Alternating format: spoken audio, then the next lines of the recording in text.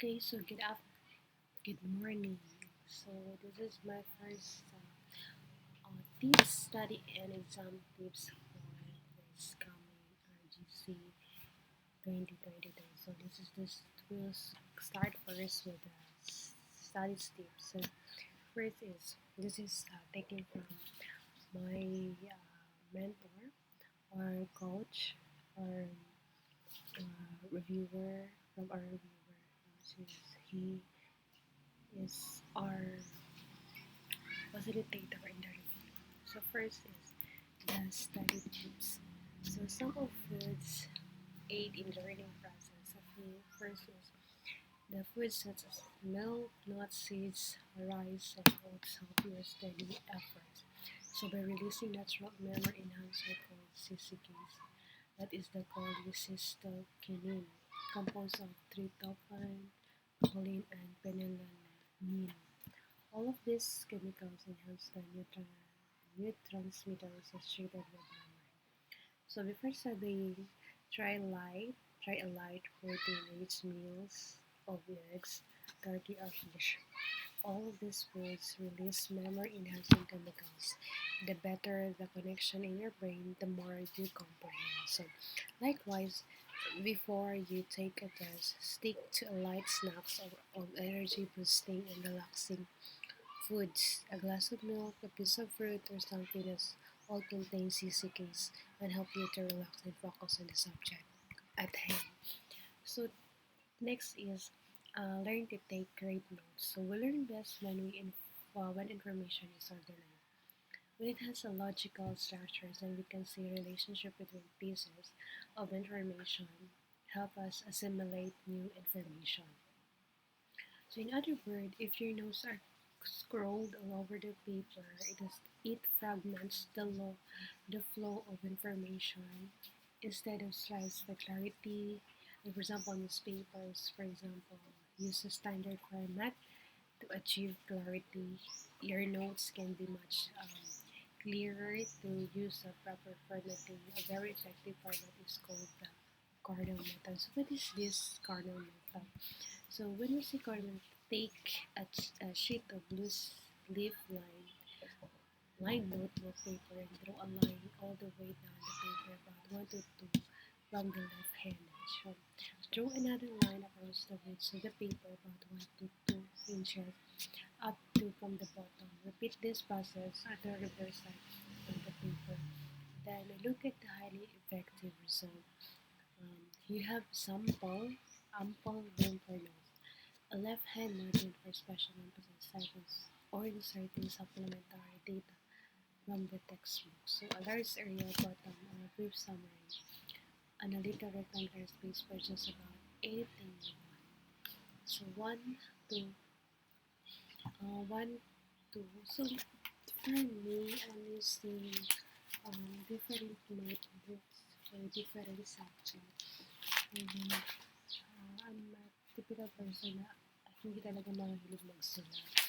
So that's why one of the reasons kasi I am mas mataas yung pagiging auditory ko.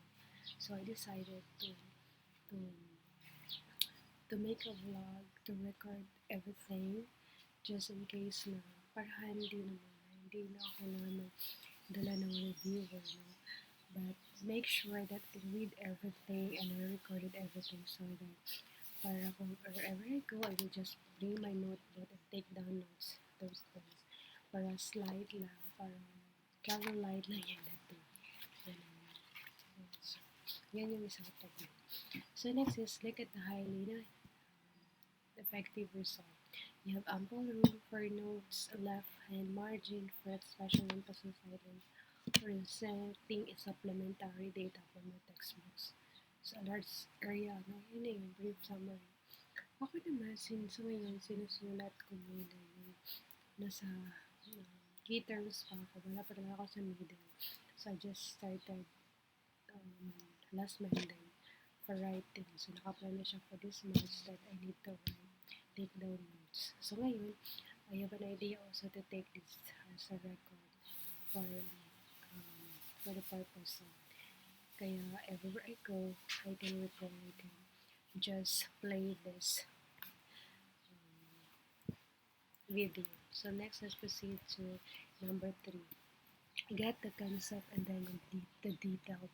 So to open, we focus on the details and don't grasp an understanding on the concept. However, if you simply memorize only dates, places, or names, you may well miss the whole points of the subject. So, actually, nandiyan ako sa part na yan. I'm not memorizing, I'm not good at memorization. But I just read, no? I just read. By reading and reading, maririting yun sa'yo. The key way to understand things to put them in your own words. If you are working from a textbook, automatically summarize each paragraph in your mind.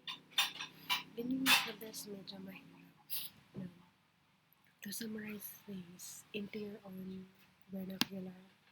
Diba? So, mahirap siya. So, but if you practice, mas dahan-dahan na, mas madali lang pala. So, if you're outlining text, don't simply copy the author's word. Make your own summarization. That's why it is important that we know how to rephrase. Rephrasing in your own words. You remember your own thoughts and word much better than someone else. And we'll subconsciously tend to associate important details to the core concept. And then number 4 is ask why. These questions in counseling actually is a no-no. But for the study tips, na exam tips, the why question is very important. So pull apart written materials paragraph by paragraph.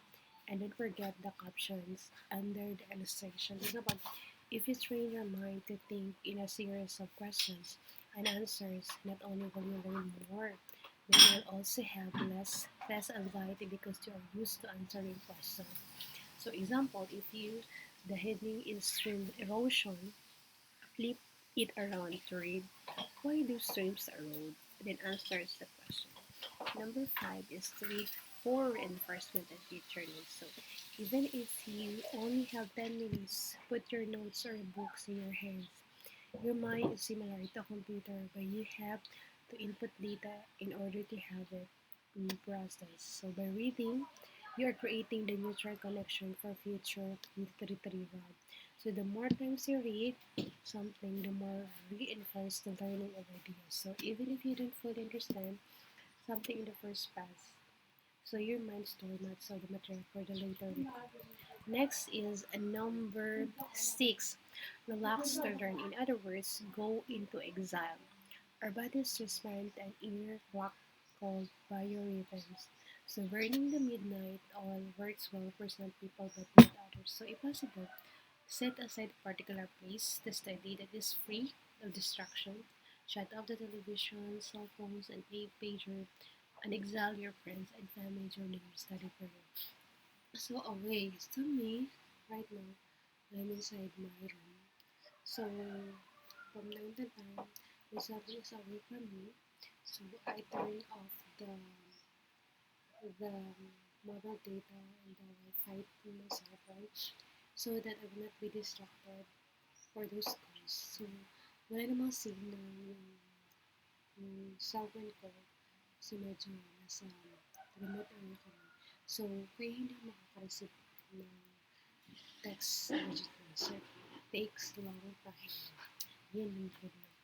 And then, if you're really bothered by silence, try background music. Ako naman, yung music ko minsan is instrumental. Music lang. Just to calm me, just to motivate me. Kasi kung may lyrics din siya o may nagsasalita, it bothers me. Kasi, pasabayan ko ng kanta. Yung kanta niya. Lalo na pag alam ko. So, that's why it's better for me to have a background music. So, light classical music at a low volume has been shown to aid in the concentration over other types of music. Music that evokes pleasant emotion without lyric anxiety suggested. Tama, yun yung ginagawa ko. Try just about anything by Mozart, it can relax you. Depende. Hindi naman ako maka-Mozart. And then use arrows, not highlighters. Use arrows, not highlighters. At best, it's difficult to read a page full of yellow, pink, and green streaks. Try starting at the negative sides for a while, and you'll soon see that the road of colors obscure the message.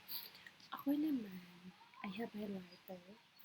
No, I bought this things. Actually, marami akong binili.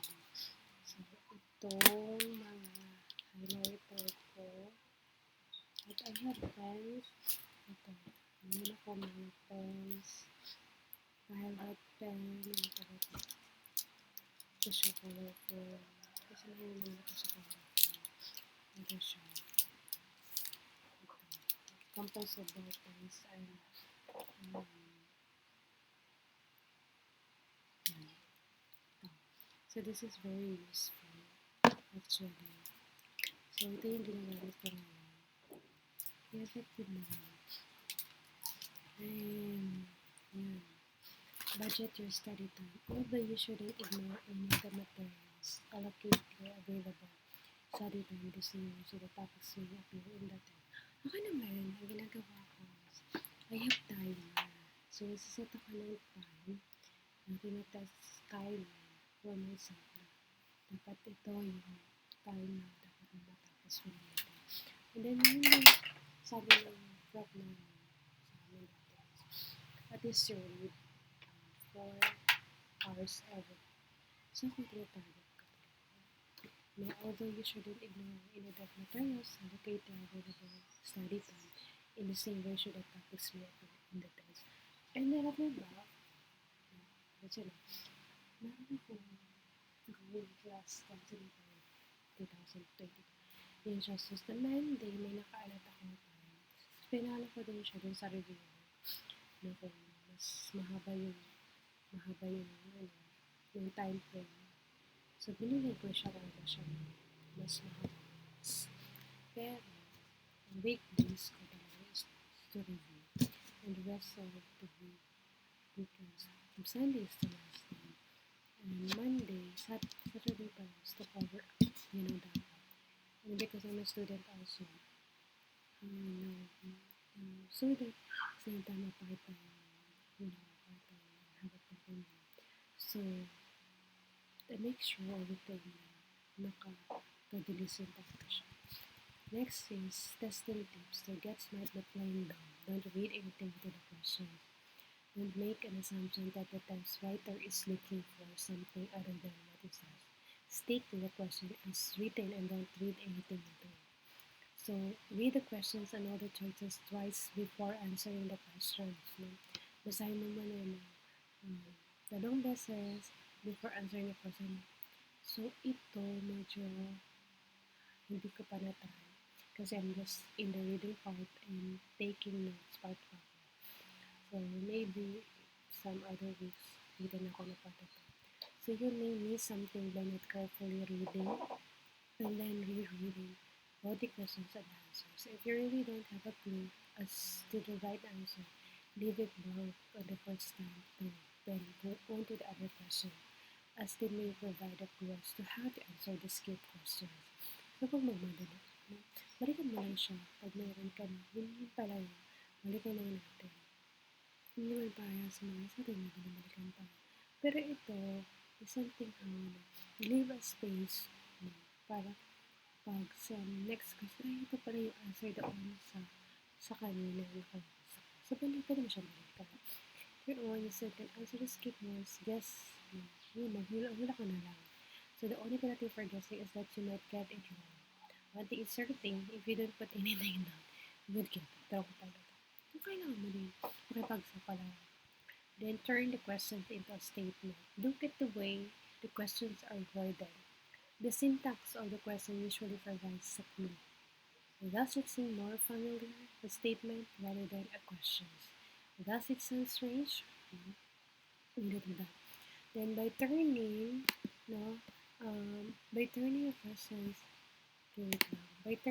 a questions into a statement, you may be able to spot it an answer sounds right, and it may also trigger memories of materials you have read. So next is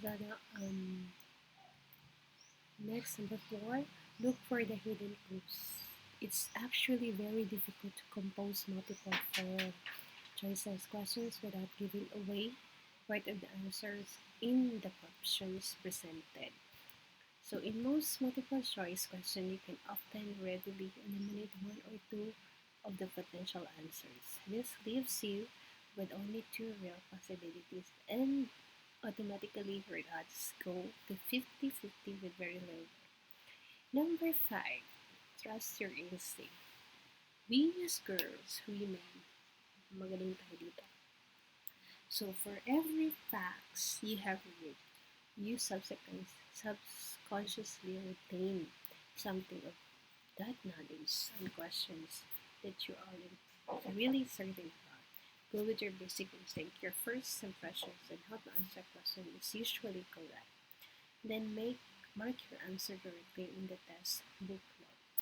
Then don't bother trying to fill in the optical scan sheet on the first pass through the test. Just be very careful not to mismark your answer when you eventually transcribe them to the scan sheet. And then watch the clock. You have a set amount of time to answer the question. Don't get bogged down trying to answer a single question at the expense of 10 questions you can answer more readily. So that's it for the study and exam tips natin no, sa mga friendship charm. So this is a compilation by Sir Chris Hernandez no, from Sharon Wine, Southern Connecticut State University. So credit to them. Thank you po. So that's all.